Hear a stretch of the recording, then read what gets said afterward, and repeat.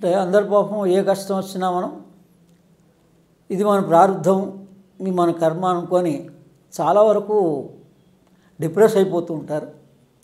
నా జీవితకాలం కూడా 10 సంవత్సరాలు నేను శారీరకంగా అనుభవించాను. కానీ ఒక 60 రోజుల్లోనే 10 సంవత్సరాల దీర్ఘ వ్యాధి నివారణ చేసుకోగలిగా. అందుకని మహానుభావులు, యోగులు, అరవిందో మహర్షి లాంటి వాళ్ళు, రామకృష్ణ పరమహంస లాంటి వాళ్ళు, ఎంతోమంది మహానుభావులు మన కర్మను మనం తీసుకోవచ్చు అని వాళ్ళు సూచనప్రాయంగా వాళ్ళు తెలియజేశారు. అందుకని ఈ కర్మ ధ్యానం అనేటువంటిది ఒకటి ఉంది. దీనికి మూలం మనం ప్రామాణికంగా ఏ సంధ్యావందనం అయితే మనం చేస్తున్నామో ఆ సంధ్యావందనంలో ఉంటుంది ప్రాయశ్చిత్తం అని.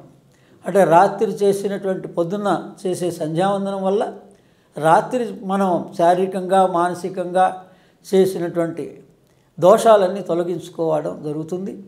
అలాగే సాయంత్రం చేసే సంధ్యావందనం వల్ల పగలు చేసేటువంటి కర్మలు ఏవైతే ఉన్నాయో తెలిసి కానీ తెలియక కానీ అవన్నీ నివారణ అవుతాయని ప్రతిరోజు అసలు ఆ సంధ్యావందన ఉద్దేశమే అది.